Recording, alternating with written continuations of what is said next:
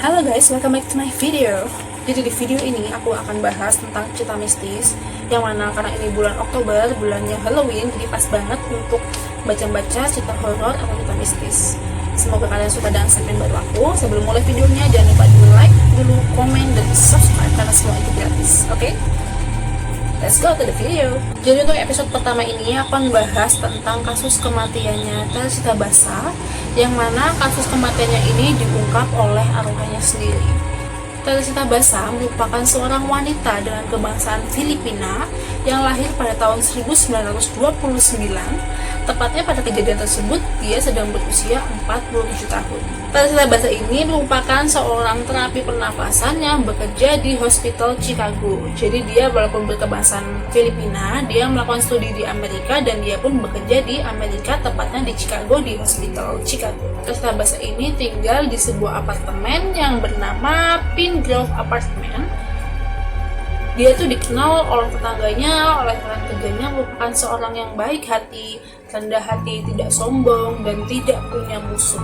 Pada tanggal 21 Februari 1977, tepatnya pukul 9 malam, seorang tetangga Teresita menemukan unit apartemen Teresita ini sedang dilalap si jago merah. Jadi sedang kebakaran hebat, tetangganya tersebut langsung menelpon unit kebakaran untuk meminta pertolongan. Tak beberapa lama kemudian, dari pihak pemadam kebakaran ini langsung datang untuk menyelamatkan dan memadamkan si api tersebut. Setelah api pun padam, petugas kebakaran pun masuk dan mencari apakah masih ada yang bisa diselamatkan atau tidak. Dan ternyata petugas pemadaman malah menemukan mayat Teresita ini di bawah tempat tidur dengan keadaan yang sangat mengenaskan. Yang pertama, dia sudah gosong karena termakan oleh api yang sedang membakar apartemen tersebut.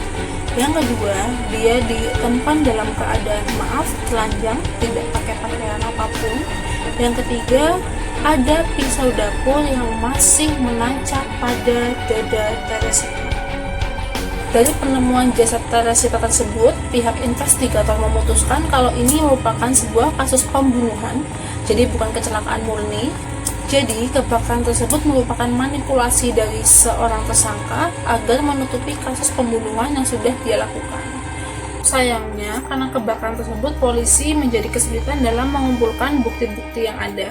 Karena semua barang-barang yang ada di apartemen Teres sudah terbakar habis, yang tersisa hanyalah sebuah memo yang berisikan dapatkan tiket bioskop untuk AS. Hanya seperti itu. Jadi, polisi kesulitan sekali dalam mencari barang bukti. Setelah 5 bulan berlangsung dari kejadian pembunuhan tersebut dan belum ada tanda-tanda terpecahkan, seorang sahabat Teresita yang bernama Remy Chua menelpon pihak kepolisian terkait kasus pembunuhan Teresita tersebut. Remy mengaku didatangi oleh arwah dari Teresita ini dan memohon untuk melaporkan ke polisi siapa tersangka dari kasus pembunuhan ini. Jadi pada suatu malam saat Remy sedang beristirahat, tiba-tiba suami Remy, si Ju, mendapati kalau si Remy ini sedang berbicara tapi dengan nada yang lain. Jadi bukan nada yang si Remy. Dia mengaku kalau dia adalah arwah dari Teresita yang merasuki tubuh si Remy. Dia bercerita bahwa di kasus pembunuhannya ini dilakukan oleh pria yang bernama Alan Showery, di mana sebelum dia dibunuh, dia itu dirampok dulu guys. Jadi dia dirampok, semua perhiasannya dia ambil, dia dibunuh, lalu apartemennya dibakar. Si Joe dan Remy pun menceritakan semuanya detail kepada polisi. Polisi pun sedikitnya tidak percaya karena ini kan di luar logis ya, tahayul gitu. Tapi karena sampai saat ini juga nggak ada yang terpecahkan, maka dia mengundang Alan Showery untuk diwawancarai. Pada awalnya, Alan Showery ini tidak mengaku kalau dia merupakan dalang dari semuanya. Namun, perhiasan dari Teresita ini ditemukan ada pada pacar si Alan, yang mana hal tersebut sudah tidak bisa membuat si Alan ini mengelak lagi. Akhirnya dia mengaku kalau dialah dalang dari semua ini. Dari kasusnya tersebut, si Alan Showery ini dijatuhkan hukuman selama 14 tahun penjara.